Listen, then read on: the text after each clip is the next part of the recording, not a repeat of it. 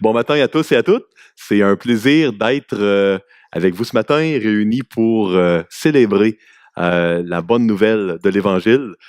Euh, je ne sais pas si à l'avant, un technicien qui peut aller organiser l'écran pour qu'on aille l'image là, pour moi. Ça va aller mieux suivre. Écoutez, je souhaite la bienvenue vraiment à tous et à toutes à l'Église évangélique Baptiste Shawinigan-Sud. Je suis Mathieu Caron, un des pasteurs de l'Église. Écoutez, on a comme mission ici à l'Église d'annoncer, de vivre, de proclamer la bonne nouvelle de l'amour de Jésus au Grand Shawinigan et au-delà. Donc ça, c'est la mission que s'est donnée cette Église. On est dans la série d'études le dimanche matin sur le livre des Actes des Apôtres, 5e livre du Nouveau Testament. Pourquoi?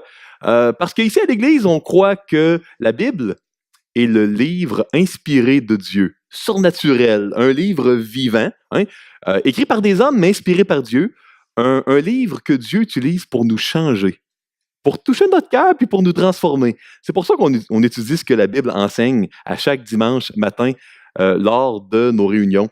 Et puis, le livre des Actes des Apôtres, c'est un livre qui relate l'établissement de l'Église, du peuple de Dieu que Jésus a fondé dans la Nouvelle Alliance. On est à la fin de notre série parce que, souvenez-vous, on avait dit que l'on ferait seulement les chapitres 1 à 15, bien que le livre des Actes ait bien 28 chapitres. Parce que, on voulait pas rester trop longtemps dans le même livre. Dans quelques années, certainement, on fera les chapitres 16 à 28 là, pour compléter la série. Donc, moi, je vous amène ici l'avant-dernier message. On va être dans Acte 15, versets 1 à 29. On a notre frère Florent Varac, un théologien connu internationalement qui va venir amener Acte 15, 30 à 41 dimanche matin prochain, le dernier message. Et le 17 février, on commence, puis je vais avoir le plaisir d'amener l'introduction, une nouvelle série sur le livre de Jonas. Puis on va voir ensemble que notre Dieu, le Dieu de la Bible, est un Dieu d'amour. Un Dieu d'amour qui poursuit avec amour ses enfants, de toutes sortes de manières. On va voir à quoi ça ressemble, un Dieu d'amour qui poursuit ses enfants avec amour, dans notre étude sur le livre de Jonas. Écoutez, ce matin, on va étudier, Acte 15, 1 à 29, une section des Écritures qui a fait couler beaucoup d'encre. J'ai intitulé mon message aujourd'hui « Problème, controverse et résolution ». Parce qu'on va voir une problématique basée sur une controverse, là, puis comment le Seigneur a utilisé ses enfants, son Église, pour amener une résolution. C'est une histoire qui finit bien. Moi, j'aime, je sais pas pour vous, quand j'écoute un film, je veux me divertir. Moi, c'est pas divertissant pour moi une histoire qui finit mal. J'essaie d'avoir des films qui finissent bien. Là, nous, on a un chapitre qui finit très, très bien aujourd'hui. On a beaucoup d'encre depuis 2000 ans qui ont coulé sur ce chapitre-là. Pourquoi? Parce qu'on va trouver la réponse à deux questions très importantes dans le texte d'aujourd'hui. Première question importante. Vous savez, dans l'Ancien Testament, là, on dit qu'il y a 613 commandements. Si on prend là, le Pentateuque, les 5 premiers livres. Bon, c'est pas moi qui ai compté, là, c'est les rabbins dans le Talmud. Si vous prenez le Talmud, le livre des Juifs, là, vous allez voir que les Juifs reconnaissent 613 commandements. Bon. Et puis, aujourd'hui, on va voir la réponse à la question suivante. OK, sur 113 commandements, là, c'est lesquels qu'on garde comme chrétiens puis lesquels qu'on ne garde pas. Comment on fait pour savoir quelle portion on va suivre et quelle portion on ne suivra pas? On va trouver la réponse aujourd'hui. Deuxième question très importante. Dans le texte d'aujourd'hui, on va voir la réponse à quelle est la relation des églises les unes avec les autres. Est-ce qu'il y a des églises chefs? Y a-t-il des évêques qui vont régionales, qui vont être les chefs des églises ou des pasteurs ou peu importe? Quel est le lien, la dynamique d'autorité entre les églises? On va voir la réponse dans le texte d'aujourd'hui. Donc, deux questions très importantes. Et puis, on a la réponse dans Acte 15, 1 à 29. Dans cette réunion que les croyants ont eue, qui est appelée dans certaines de vos Bibles peut-être le Concile de Jérusalem. Un concile, c'est une réunion de croyants. Donc, ici, le technicien me fait un signe à l'arrière. Est-ce que c'est à moi que ça s'adresse? Oui? Non, ça, on n'a pas d'image, mais le Seigneur est là, puis on va pouvoir, on a nos Bibles, puis on va pouvoir avancer quand même. Donc, permettez-moi, avant de commencer, de demander l'assistance du Seigneur, et puis on va plonger dans le texte ensemble. Seigneur Dieu, on est content d'avoir ta parole. On est émerveillé de voir comment tu as établi, développé ton Église. On voit tellement d'amour. On voit tellement également d'unité là où c'est impossible humainement qu'il y en ait. Je pense à toutes ces nations-là différentes, cultures différentes. Seigneur, la manière dont tu fais les choses est extraordinaire. Parce que tu es un Dieu extraordinaire. Seigneur, on t'appartient. Ça aussi, c'est merveilleux. Seigneur, je te demande de toucher nos cœurs ce matin, de te révéler à nous, de te montrer un petit peu plus à nous pour qu'on soit dans l'adoration. Merci, Seigneur, de nous avoir acceptés, de nous avoir rachetés, d'avoir fait de nous ton peuple. Dans le nom de Jésus, je te prie. Amen. Donc, on va lire le chapitre 15, verset 1. Merci beaucoup, mon ami. On va lire avec la Bible plutôt qu'avec mon iPhone ce matin, ce qui aurait été possible quand même. Donc, verset 1. Quelques hommes venus de Judée enseignaient les frères. Vous allez pouvoir suivre à l'écran. Tiens. Quelques hommes venus de Judée enseignaient les frères en disant, « Si vous n'êtes circoncis selon le rite de Moïse, vous ne pouvez être sauvés. » Donc ça, à l'église d'Antioche, parce que souvenez-vous, là, chapitre 15, verset 1, on vient de terminer le premier voyage missionnaire de l'apôtre Paul. C'est fini, ça. Donc, on a une petite parenthèse, puis on voit ce qui se passe à l'église d'Antioche. Donc, vous savez, merci beaucoup. Vous savez, c'était pas la première fois qu'il y avait des croyants de Jérusalem qui allaient en arrière de Paul et puis qui disaient aux gens, après que Paul soit parti, « Hey, l'Évangile, c'est pas suffisant. On doit rajouter également le respect de la loi, peut-être des sacrifices, la circoncision. Il faut rajouter des choses. Parce que oui, on est sauvé par la foi, plus quelque chose d'autre. On fait plus certaines bonnes actions, certains rites religieux. » Paul a vécu ça durant pratiquement toute sa carrière. Vous savez, pour vous donner un petit historique là, de l'apôtre Paul, j'ai mis un tableau. Dans la vie de l'apôtre Paul, on voit au début qu'il est né dans une famille riche à Tarse. On voit qu'il est instruit en l'an 17 après Jésus-Christ, au pied de Gamaliel. Puis 34 après Jésus-Christ, c'est la conversion de Paul, son appel. On voit qu'il y a à peu près 14 ans là, en Arabie, où là, il est dans une église, puis c'est un temps de préparation.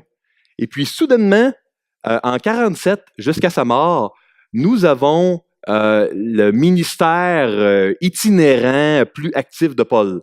On voit que durant 10 ans, Paul écrit 9 lettres, OK? Et puis, par la suite, dans les années de captivité, où il a été de prison en prison, pratiquement jusqu'à sa mort, il a été libéré, il se faisait remettre en prison, Paul écrit également 4 lettres appelées les Épîtres de la captivité. Épître, c'est une lettre. Et puis, c'est assez spécial parce que Paul, de son vivant, il ne savait pas, lui, que ces lettres, ces 14 lettres, là, 13 ou 14 selon si on considère qu'il a écrit hébreu, là, on ne savait pas que ces lettres, Paul, il demeurait dans le Nouveau Testament et puis que ça serait notre Bible à nous. Lui, c'est qu'il allait à Corinthe. Là, dès qu'il était parti, là, il y a des gens qu'on appelle des judaïsants. Ces gens-là qui disaient qu'il fallait rajouter quelque chose à l'Évangile, spécialement la loi de Moïse, on les appelait des judaïsants. Il allait à Corinthe. Après ça, il allait en Galatie. Il partait de la Galatie. Les judaïsants y allaient, puis ils disaient, hey, rajoute la circoncision. Là, on est à Antioche. Puis là, les judaïsants arrivent. Puis, durant toute sa carrière, Paul a eu à dealer, à gérer des gens qui constamment passaient derrière lui en le discréditant, en attaquant son autorité, en enseignant un faux évangile. Donc là, lui, il était en voyage, il écrivait des lettres. Pour, par exemple, une des premières lettres, l'Épître aux Galates. D'ailleurs, vous vous demandez peut-être pourquoi il gère ça. Pourquoi dans l'Épître aux Galates qu'on a étudié, il ne cite pas Jérusalem. Ben, Galate a été une des premières lettres qui a été écrite. C'était avant Acte 15, Galates. C'est pour ça que dans Galate, on ne parle pas de ça. Donc, la raison, vraiment, là, pour laquelle on a le Nouveau Testament comme on l'a, c'est parce que Paul a eu à dealer avec ça. Je suis certain qu'il ne devait pas comprendre pourquoi Dieu permettait autant de souffrances, puis de troubles, puis d'embûches dans son ministère. Moi, à sa place, je me mets dans sa peau, j'aurais pas compris. J'aurais dit, Seigneur, écoute, je me fais lapider, je m'en vais de ville en ville. Écoute, peux-tu donner un peu plus, mettre un peu plus d'huile dans l'engrenage? J'apprécierais un peu plus de support, Seigneur. Le Seigneur, il avait un plan. comme Joseph, qui est devenu le sauveur de ses frères, mais qu'au début a été vendu comme esclave puis en prison, il ne voyait pas vraiment qu'est-ce que Dieu allait faire avec lui. Mais Dieu, c'est la théologie de la providence, Dieu nous amène tous quelque part, puis Dieu a un plan. Son plan est glorieux, bien plus glorieux qu'on peut le penser. Il faut marcher par la foi, il faut faire confiance à Dieu. Bon, donc on voit vraiment ces lettres-là qui ont été écrites, et puis c'était pas nouveau cette idée-là de rajouter vraiment quelque chose. Un autre aspect qui est intéressant, c'est les 113 commandements. Doit-on y obéir? On va voir aujourd'hui qu'il existe 3 sortes de commandements. Il y avait évidemment des commandements qui étaient issus d'un code civil, parce que dans l'Ancien Testament, le peuple d'Israël était un peuple avec un gouvernement, puis qui était supposé être une théocratie dirigée par Dieu. Donc, il y avait des règles un peu comme nous, on a le code de la route. Mais là, c'était le peuple de Dieu, donc c'est comme si Dieu avait eu à faire le code de la route, puis le code civil, puis les héritages, comment ça marche, puis tout ça. Donc ça, c'est évidemment plus des choses qui s'appliquent dans la Nouvelle Alliance. Il y avait également des règles pour le système de sacrifice. Mais le dernier sacrifice, nous enseigne l'Épître aux Hébreux, c'est Jésus-Christ. Donc toutes les règles du système sacrificiel ne s'appliquent plus. Mais il y avait une 3e catégorie de règles dans l'Ancien Testament. Dans ces 113 règles-là, il y avait des règles morales. Le bien et le mal, ça provient du caractère de qui est Dieu.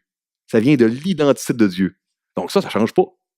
Le bien et le mal étaient le même dans l'Ancien que dans le Nouveau Testament parce que Dieu ne change pas. Aussi simple que ça. Donc ça, on va le voir aujourd'hui dans qu'est-ce que les chrétiens doivent continuer à suivre dans l'Ancien Testament. Plus le code civil, plus non plus les règles pour sacrifier un bouc ou un bœuf, on n'en a plus besoin, mais toutes les règles morales, ça s'applique toujours, et puis on va le voir ensemble. Et pourquoi Paul n'a pas mentionné ça dans Galates? Hey, souvenez-vous, les Galates, là, l'Église de Jérusalem, le Galatie, c'était avant. Le premier voyage missionnaire est fini, ça avait été envoyé avant, la lettre aux Galates. Donc, ça, c'est le verset 1. Controverse, un problème. On va voir comment que Dieu a fait les choses, puis comment Paul a réagi. Continuons. On va voir là ici l'entraide entre églises locales. Puis parfois, peut-être que moi j'ai déjà entendu des croyants dire ah non, il n'y a pas d'église locale dans la Bible, il y a juste l'Église universelle. C'est les hommes qui ont rajouté ça. Ici on voit que ça existe les églises locales parce qu'on voit des croyants de l'Église d'Antioche, on voit l'Église de Jérusalem. Donc l'idée de corps local qui font partie de la grande Église, c'est biblique. On le voit, c'est la réalité du Nouveau Testament dès le départ quand Dieu a commencé l'Église. Donc, il ne faut pas penser que, oui, il y a l'Église universelle, toutes les églises font partie de l'Église universelle, mais il y a des églises locales, des ecclésias. Ecclésia, le mot grec traduit par église, on pourrait le traduire par rassemblement, tout simplement, ou assemblée, si on voulait. Lisons les versets 2 à 4. Paul et Barnabas eurent avec eux un débat et une vive discussion. C'est bien dit, une vive discussion. Parce que quand on attaque l'Évangile, Paul, là, il ne laissait pas faire ça. Et les frères décidèrent que Paul et Barnabas et quelques-uns des leurs monteraient à Jérusalem vers les apôtres et les anciens pour traiter cette question. Après avoir été accompagnés par l'Église, ils poursuivirent leur route à travers la Phénicie et la Samarie, racontant la conversion des païens. Un païen, souvenez-vous, c'est un mot d'ancien français qui signifie non-juif. C'est ce que le mot, on ne voit pas ça souvent, c'est rare qu'on va au magasin au travail et dit « Hey, j'ai vu un païen à la télévision hier soir. » Un païen égale non-juif. Donc, conversion des païens, des non-juifs, et ils causèrent une grande joie à tous les frères. Arrivés à Jérusalem, ils furent reçus par l'Église, les apôtres et les anciens. Et ils racontèrent tout ce que Dieu avait fait avec eux. Il y a beaucoup de belles choses là-dedans. Première chose intéressante. Paul, il connaissait la réponse. Il a écrit l'Épître aux Galates avant Acte 15. Il connaissait la réponse. Pourquoi il a demandé d'aller à Jérusalem? Parce que Paul, il croyait que le salut est dans un grand nombre de conseillers, comme le livre des Proverbes nous l'enseigne. Et puis, la Bible nous enseigne un leadership d'Église qui est pluriel. C'est pas, dans la Bible, vous ne verrez pas un homme gérer d'une main de fer toutes les choses. Pourtant, Paul était apôtre. Il vient d'écrire Galates, il aurait pu répondre très, très bien à la question. On voit vraiment là, une pluralité de leadership. On voit énormément de consultations. Donc, dans l'Acte 15, on voit que lors de la controverse, alors que Paul avait la réponse, il dit, il y a des gens très sages à Jérusalem. Il y a Pierre qui est à Jérusalem, il y a Jacques, non pas l'apôtre, mais le frère du Seigneur qui est à Jérusalem. S'il y a des débats, ça va être rassurant et fortifiant pour l'Église qu'il y ait d'autres hommes de Dieu que moi qui répondent à cette question-là, puis qui vont confirmer en même temps que ce que j'ai enseigné était bel et bien la bonne chose. Comprenez-vous comment Paul a été humble là-dedans? Donc, l'idée de demander de l'aide à d'autres églises, à d'autres pasteurs, ça, c'est vraiment une bonne manière de faire. Pas parce que l'église de Jérusalem était un genre d'église chef, puis que Jacques était un pape, ou Pierre, ou puis il y avait une autorité. C'est pas une question d'autorité, c'est une question d'humilité. C'est une question de sagesse. Puis, moi, je crois que c'est important d'avoir l'humilité d'aller profiter, bénéficier des ressources que Dieu a données, qui sont dans d'autres églises locales. Mais il y a un deuxième côté à cette médaille-là. Ça veut dire que nous, si on a des ressources à l'Église, on doit être capable de les partager à d'autres églises qui veulent en bénéficier. Les églises locales doivent travailler ensemble, se prêter les ressources l'une à l'autre, s'entraider. C'est ce qu'on voit dans les Écritures.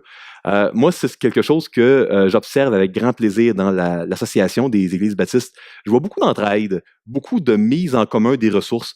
C'est carrément ça, l'école biblique Sembec à Montréal. C'est des professeurs qui proviennent de différentes églises qui mettent en commun, les églises, les prêtres, mettent en commun pour que tout le monde puisse profiter de leur spécialité.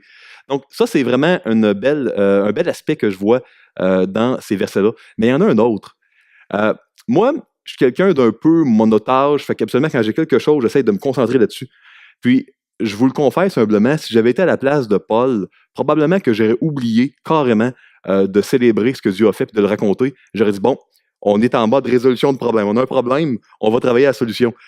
Je trouve ça formidable de voir que, alors même qu'il y avait une problématique qui nécessite un voyage de plusieurs jours, regardez, ils racontent pas ce que eux ont fait, pas leur ministère. Ils racontent ce que Dieu a fait. Ils donnent la gloire à Dieu, puis ils se réjouissent et célèbrent ce que Dieu a fait. Ça, frères et sœurs, ça devrait tout le temps être au centre de nos préoccupations. Même quand on a des problèmes à régler, on ne devrait jamais arrêter de célébrer ce que Dieu a fait, puis de toujours donner la gloire à Dieu. Puis ça, c'est quelque chose que je vois dans le passage ici, formidable.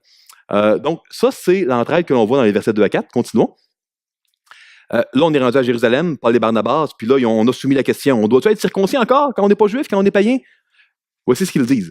Alors, quelques-uns du parti des pharisiens, des gens qui étaient dans le parti juif des pharisiens, qui respectaient beaucoup la loi, qui sont convertis après, qui avaient cru, se levèrent en disant qu'il fallait circoncire des païens et exiger l'observation de la loi de Moïse, donc les 613 commandements. Les apôtres et les anciens se réunirent pour examiner cette affaire. Une grande discussion s'est engagée. Pierre se leva et leur dit, « Hommes, frères, vous savez que dès longtemps, Dieu a fait un choix parmi vous, afin que par ma bouche, les païens entendissent la parole d'Évangile et qu'ils crussent. Et Dieu, qui connaît les cœurs, leur a rendu témoignage en leur donnant le Saint-Esprit comme à nous. Il n'a fait aucune différence entre nous et eux, ayant purifié leur cœur par la foi. Maintenant donc, pourquoi tentez-vous Dieu en mettant sur le cou des disciples un joug que ni nos pères ni nous n'avons pu porter? Mais c'est par la grâce du Seigneur Jésus que nous croyons être sauvés. De la même manière qu'eux, toute l'assemblée garda le silence. Parce que, je fais une parenthèse, chose intéressante, ça n'a pas été une réunion à huis clos, genre Barnabas, Paul, apôtres anciens. Hey, ils ont fait une réunion d'église assez spéciale. On continue, on va y revenir. Toute l'assemblée garda le silence, et l'on écouta Barnabas et Paul, qui racontèrent tous les miracles et les prodiges que Dieu avait faits parmi eux, au milieu des païens. Lorsqu'ils eurent cessé de parler, Jacques prit la parole et dit, « Hommes, frères, écoutez-moi. Simon a raconté comment Dieu a d'abord jeté les regards sur les nations, pour choisir du milieu d'elles un peuple qui porta son nom. Et avec cela s'accordent les paroles des prophètes. Selon qu'il est écrit, « Après cela, je reviendrai et je relèverai de sa chute la tente de David. J'en réparerai les ruines et je la redresserai.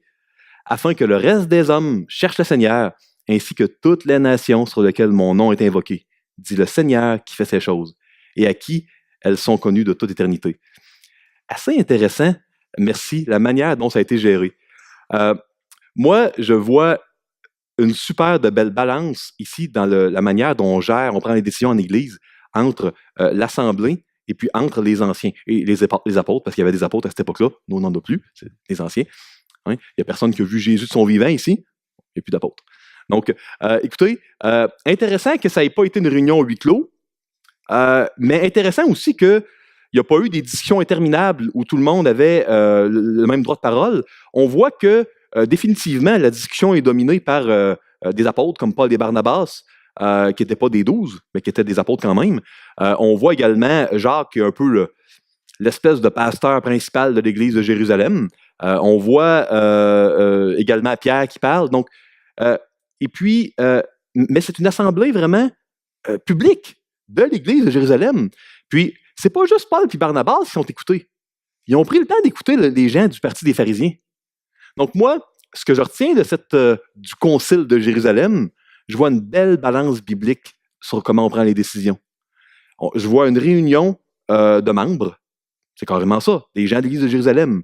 Je vois que c'est une réunion de membres où tout le monde peut participer à la décision, à la discussion, mais où, à la fin de la journée, à la fin de la réunion, les anciens, les gens que Dieu a placés comme leaders dans l'Église ont définitivement un rôle décisionnel important dans les décisions qui sont prises.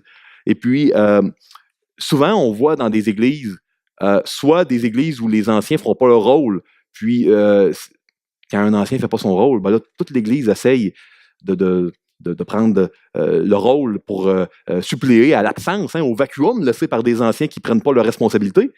Dans d'autres situations, il y a des anciens que, eux, ne sont pas des bergers, ils sont en train d'être un peu des dictateurs ou des rois, puis ils prennent toutes les décisions, puis les gens de l'Église ne peuvent pas participer. Puis on voit vraiment une belle balance, où il y a des réunions de membres, tout le monde ensemble, tout le monde participe aux discussions, les anciens prennent des décisions doctrinales à la fin des discussions.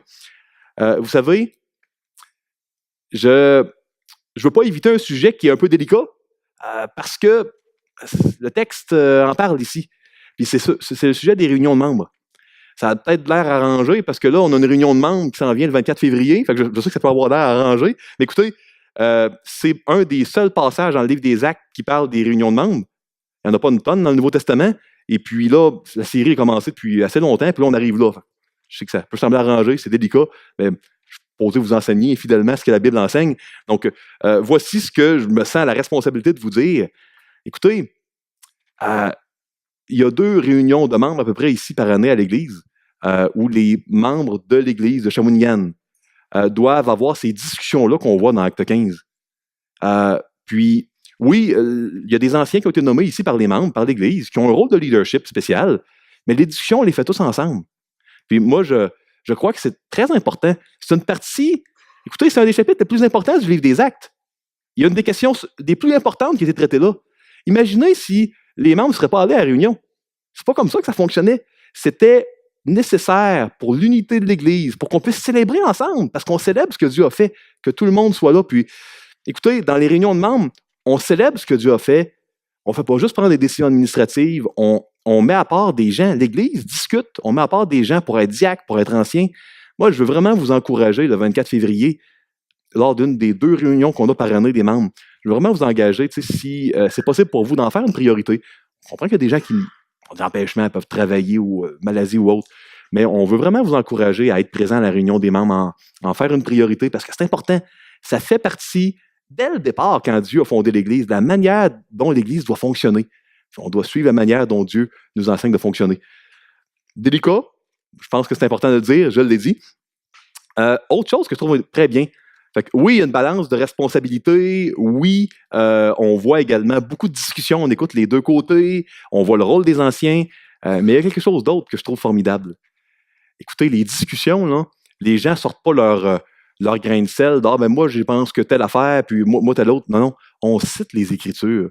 Juste dans ce que Jacques dit, là, Jacques, il cite Zacharie 2, il met un petit soupçon d'Amos chapitre 9, il met un peu de Jérémie 15. Hey, connaissait sa Bible, ce Jacques-là.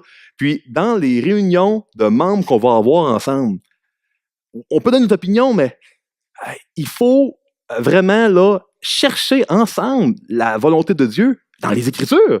Écoutez, il n'y avait même pas le Nouveau Testament, mais il le faisait. Quasiment tout ce qui se dit vient des Écritures, sérieusement. Donc, on devrait également faire ça quand on se pose des questions, aussi infimes soient-elles. On devrait, nous aussi, de temps en temps, citer les Écritures, essayer de voir dans les Écritures s'il n'y a pas des indications que Dieu peut nous donner pour prendre nos décisions. Donc ça, c'est saturer les Écritures dans les discussions qu'ils ont ensemble. C'est super intéressant de voir cela. Donc, ça, c'est les éléments qu'on voit dans ces versets-là. Continuons. Donc, les 10 derniers versets, 11 derniers. C'est pourquoi je suis d'avis. Puis là, c'est à la fin de toutes les discussions, c'est Jacques qui parle. C'est lui qui parle ici. Qu'on ne crée pas de difficultés à ceux des païens qui se convertissent à Dieu, mais qu'on leur écrive de s'abstenir des souillures des idoles, de l'impudicité, des animaux étouffés et du sang. 4 choses. On va y revenir. Car depuis bien des générations, Moïse a dans chaque ville des gens qui le prêchent, puisqu'on le lit tous les jours de sabbat dans les synagogues.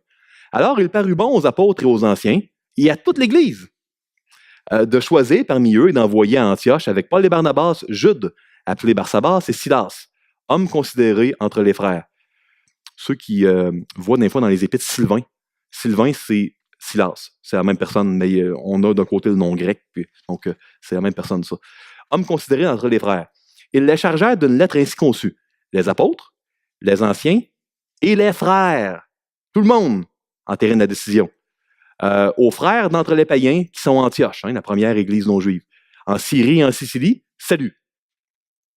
Ayant appris que quelques hommes partis de chez nous et auxquels nous n'avions donné aucun ordre, vous ont troublés par leur discours et ont ébranlé vos âmes. Nous avons jugé à propos, après nous être réunis tous ensemble, de choisir des délégués et de vous les envoyer avec nos bien-aimés Barnabas et Paul. Un ton affectueux qu'on ne verrait pas dans une organisation quand même séculière. On voit que c'est spécial, c'est une famille, le peuple de Dieu. Ces hommes qui ont exposé leur vie pour le nom de notre Seigneur Jésus-Christ, nous avons donc envoyé Jude et Silas qui vous annonceront de leur bouche les mêmes choses. Car il a paru bon au Saint-Esprit et à nous de ne vous imposer d'autres charges que ce qui est nécessaire. On renomme les 4 mêmes choses, à savoir de vous abstenir des viandes sacrifiées aux idoles, du sang, des animaux étouffés et de l'impudicité, choses contre lesquelles vous vous trouverez bien de vous tenir en garde. Adieu. Donc, ça, c'est la lettre qu'ils ont envoyée, et puis on envoie d'autres délégués pour être sûr que le message ne se déforme pas en route. Ils étaient fidèles, Barnabas puis Paul. Mais on veut protéger les apparences de conflits d'intérêts, les apparences de... C'est un petit peu la même raison pour laquelle nous, les compteurs d'offrandes, ils sont tout le temps plusieurs, puis il y a toutes sortes de procédures. On a confiance dans les personnes qui travaillent au niveau des finances, mais on veut vraiment garder un témoignage puis éviter les apparences qu'il pourrait y avoir là, de la magouille ou des problèmes. Fait que c'était comme ça à cette époque-là également. Donc, on voit plusieurs choses très intéressantes dans cette lettre-là. La première chose qui est criante, la chose la plus importante qui était demandée par les judaïsants brille par son absence dans les 4 choses que Jérusalem demande. Qu'est-ce qui était demandé? La circoncision. Puis dans les 4 choses que Jérusalem leur dit de faire, la circoncision n'est pas là. Pourquoi? Ça, c'est vraiment surprenant. Puis, la raison est très simple. La circoncision, excusez-moi, était le signe de l'ancienne alliance. Puis, c'était, comme vous le savez peut-être, les hommes, très tôt, après quelques jours seulement, se faisaient enlever, il y avait une marque au niveau de leurs organes génitaux, se faisaient enlever le prépuce. Et puis, c'était la marque vraiment que les Juifs, dans l'Ancienne Alliance, avaient. Maintenant, je vous pose, avant de répondre à la question pourquoi il n'y a pas de circoncision, je vais vous poser une deuxième question. Pourquoi au juste le signe de l'Ancienne Alliance, c'était au niveau des organes génitaux? Pourquoi c'était pas, je sais pas moi, un trou dans le lobe de l'oreille ou une genre de bague que tu mets ou, tu sais, je veux dire, au niveau des cheveux, je sais pas. Pourquoi dans tous les endroits dans le corps où il y aurait pu avoir un signe, pourquoi c'est les organes génitaux? Avez-vous une idée de ça?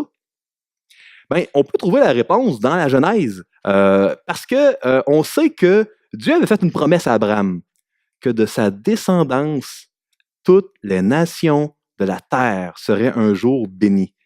Donc, quand on pense à un signe au niveau des organes génitaux, on pense à la descendance, évidemment, qui allait survenir un jour. Donc, le signe de l'Ancienne Alliance pointait vers la descendance d'Abraham qui, un jour, amènerait un sacrifice unique qui serait la résolution à tout le système de sacrifice de l'Ancien Testament et à toute l'infidélité que les croyants ont. Pourquoi il n'y a plus de circoncision? Est-ce qu'il faut encore pointer vers une descendance d'Abraham à venir? Non, elle est venue.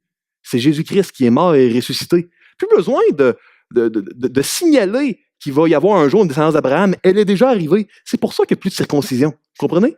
Elle pointait vers Jésus, et Jésus est mort, il est ressuscité, et il est uni avec tous les croyants.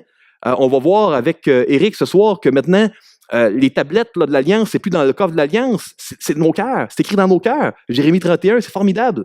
Donc, la circoncision n'est pas demandée. Il y avait tort. Les Juifs, les judaïsans, là, qui disaient qu'il fallait se faire circoncire, là, ils ne comprenaient même pas que ça pointait vers Jésus, puis que c'est plus nécessaire, que Jésus a tout accompli. Il l'a dit à la croix. Il a tout accompli. Plus besoin de circoncision. Et puis, maintenant, OK, pourquoi il demande quand même certaines choses? Parce que les 4 choses qui sont demandées, ils proviennent, on les retrouve dans Lévitique 17 et 18. Pourquoi, dans les 613 règles, il y en a 4 qui sont mentionnées? Parce que pourquoi il n'y a pas ne pas tuer, ne pas voler, c'est quand même des règles importantes, c'est la loi morale de Dieu, c'est toujours valide. Pourquoi il y en a 4 seulement? Avez-vous une idée? Écoutez, c'est le temps drôle, parce que quand je dis avez-vous une idée, c'est un peu rhétorique, je ne m'attends pas vraiment à ce qu'il y ait des gens qui disent oui, oui, puis qui se mettent à parler, fait que c'est un genre de question rhétorique, là. C'est bien que vous ne répondiez pas. Vous pouvez répondre dans votre cœur. Donc, pourquoi on a spécifié ces 4-là? Ben, écoutez, les apôtres demandent des choses qui ne sont pas évidentes. Pas voler, là, c'était clair pour tout le monde. Il n'y avait pas besoin d'écrire qu'il ne fallait pas voler. Pas tuer. La plupart des religions païennes de l'époque là, disaient qu'il ne fallait pas tuer. On a écrit 4 choses qui étaient contre-culturelles et pas évidentes. Abstenir des viandes sacrifiées aux idoles. Il y avait des repas dans les temples. S'il y en a qui étaient là à l'époque de notre série sur Corinthiens, on en avait parlé, on vous avait mis un schéma. Il y avait des salles latérales dans les temples où il y avait beaucoup de marchés commerciaux, des deals commerciaux qui étaient pris. Quand tu étais en affaires, c'était très important d'aller à ces repas-là. Mais dans les temples, il y avait de l'adoration des idoles. Il fallait s'abstenir de ça. Du sang. Ça, l'explication est un petit peu... écoute, c'est pas très, très ragoûtant, un peu, j'oserais dire, excusez-moi l'expression un peu dégueulasse, je vais vous la dire. Il y avait énormément de cultes où dans le culte, il y avait une chèvre, par exemple, en avant. Et puis là, les gens devaient, à un moment, dans la célébration, s'approcher de la chèvre, puis mordre vivante, puis se mettre à manger la peau, les intestins, les viscères de la chèvre, puis elle était vivante. Donc, quand on parle de sang, le but était que quand tu mangeais l'animal vivant dans lequel la divinité était, tu pouvais absorber la divinité par le sang en mangeant l'animal vivant. Il y avait plusieurs cultes de différents dieux qui fonctionnaient comme ça. Bon, évidemment, il faut s'abstenir de ça parce que c'était tellement populaire, tellement présent que on voulait le spécifier que ça, il ne fallait pas avoir ça. Les animaux étouffés. Il y avait d'autres cultes que tu ne le mangeais pas vivant, mais tu voulais garder tout le sang dans l'animal. Fait que la manière de garder le sang dans un animal quand tu le tuais, c'était de l'étouffer. Donc, encore là, on réfère à, non pas toutes les dispositions sacrificielles de l'Ancien Testament, on réfère à une réalité où l'idolâtrie était partout. Ça faisait partie de la vie courante des gens. Donc, il ne fallait pas en manger, là. Puis, écoutez, les 3 premières choses qui sont demandées relèvent des repas. Vous allez dire, pourquoi c'est alimentaire, les règles? Ben, parce que dans la pensée juive, quand tu mangeais, puis les croyants mangeaient tout le temps ensemble. Ils prenaient les repas les uns avec les autres dans les maisons. Mais c'est que si tu prenais un repas comme juif avec un non-juif qui, lui, mange du porc, par exemple, un animal interdit, plus maintenant, mais qui est interdit, ben là, le juif devenait impur. Donc, c'est cette question-là de pouvoir, comment on va pouvoir faire pour prendre des repas avec nos frères et nos sœurs chrétiens, mais qui sont non-juifs, si on n'a pas une règle commune. Puis maintenant, toutes les règles là, sacrificielles puis du code civil, on n'a plus à les respecter. Mais oui, va pas prendre là, de la viande sacrifiée aux idoles dans les temples, ni le sang des animaux étouffés. Tout ce qui est associé à cette époque-là, tellement clairement à de l'idolâtrie, mais ça de côté, parce que c'est associé à l'idolâtrie. Ça ne l'est plus de nos jours. Si vous pouvez aller acheter un boudin à la boucherie, il n'y a pas de problème, là, c'est pas mal, c'est pas péché. C'est plus associé maintenant à acheter du boudin si vous aimez ça. C'est pas le cas de tout le monde, pas mon cas à moi. C'est plus associé à l'idolâtrie. Ça l'était à cette époque-là. Impudicité, mot grec, pornéa, la sexualité à l'extérieur du mariage. Pourquoi on le mentionne? Ça va peut-être vous surprendre, là, mais il y a un historien de l'époque qui a dit que la seule nouvelle vertu que le christianisme a amenée, à cette époque-là, au 1er siècle, c'était la chasteté. Parce que Ça, c'était ne pas tuer, ne pas voler, aimer son prochain. Les autres religions avaient ces règles morales-là. La chasteté, il n'y avait aucune religion qui avait ça avant. C'était tout nouveau. Un historien de l'époque le rapporte. Écoutez, j'ai eu l'occasion avec mon épouse d'aller visiter la ville de Pompéi, qui est une ville romaine qui a été ensevelie sous les cendres d'un volcan qui s'appelle le Vésuve. Et puis, vous pouvez, si vous allez visiter des ruines romaines ou voir des gravures romaines, vous allez voir que c'était l'immoralité sexuelle, le fait que les gens avaient des maîtresses, puis avaient de la sexualité à l'extérieur du mariage, c'était monnaie courante. Pratiquement toutes les religions de l'époque avaient ce qu'on appelle la prostitution sacrée. Donc, les gens allaient coucher avec des prostituées sacrées pour donner un culte au dieu, à la déesse, et puis donnaient de l'argent en échange qui allait dans les coffres du temple.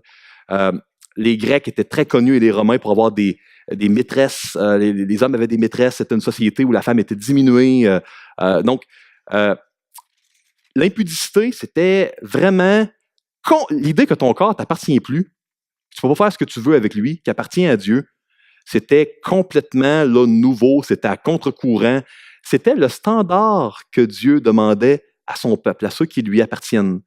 Donc, on voit 3 règles alimentaires pour ne pas être une occasion de chute pour les gens qui ont grandi dans la loi de Moïse. Et puis, ça vient de Lévitique 17-18. C'est tellement relié à l'idolâtrie. On ne veut pas amener les gens dans la confusion. Et puis, on a cette nouvelle vertu-là que dans la sexualité à l'intérieur du mariage, on peut honorer Dieu parce que la sexualité est le signe de l'alliance du mariage que Dieu a donné aux êtres humains. Et puis, en respectant l'alliance du mariage telle que Dieu l'a créée, c'est une manière de refléter pour son peuple, le peuple de Dieu, qui Dieu est. Assez spécial quand même. Hein? Donc, ceux qui veulent avoir l'histoire longue de pourquoi Dieu a demandé aux êtres humains que la sexualité soit à l'intérieur du mariage. On a un cours de counseling marital, puis on a un spécialiste américain qui va nous parler en long et en large de la théologie de la sexualité plusieurs heures. Donc, on a 3 professeurs qui vont enseigner ce cours-là, pas cette semaine, l'autre. Et puis, allez vous inscrire auprès de Lise Dupont si jamais ça vous intéresse. Mais tout ça pour vous dire que c'était quelque chose qui était à contre-courant. Puis, les croyants de l'époque étaient appelés vraiment là, à des standards qui étaient uniques, que tout le monde considérait comme fous. Puis, c'est les signes que le peuple de Dieu devait respecter. Puis, pourquoi mentionner juste ces choses-là? Parce que les autres n'étaient pas des problèmes. C'était clair pour tout le monde. Donc, à ce point-ci, je vais conclure, puis je vais déjà demander aux 4 personnes que j'ai désignées de s'avancer pour le repas du Seigneur. Puis, je vais vous donner le signal dans quelques instants pour distribuer les éléments. J'aimerais vous donner 4 applications à garder avec vous cette semaine. Première application. La loi morale de l'Ancien Testament, le bien et le mal, ça reste pareil, parce que Dieu, il ne change pas. Dieu est toujours le même. Mais ça veut dire qu'on a besoin d'un sauveur. Parce que qui ici peut garder toute la loi morale de Dieu? Personne. Donc oui, application numéro 1, la loi morale de Dieu reste la même, mais on a besoin d'un sauveur qui a complètement réussi à accomplir la loi morale, puis que seulement en croyant en lui, en faisant partie de son peuple, nous donne tout le bénéfice d'avoir réussi à garder toute la morale de Dieu. Ça, c'est Jésus-Christ.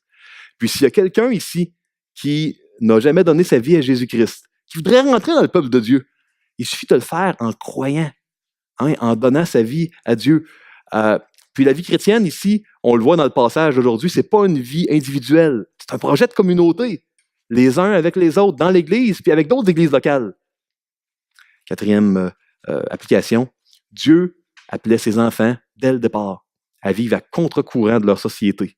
Parce que c'est dans cette vie, à contre-courant de la société, que Dieu pouvait amener les enfants de Dieu à rayonner et puis également à le représenter puis à être transformé. Parce que c'est difficile de vivre à contre-courant. On tombe, on se relève, puis Dieu veut nous transformer là-dedans, à travers même nos chutes, la repentance inhérente à nos chutes, quand on se repent. Donc ça, c'est les conclusions que je voudrais vous laisser cette semaine.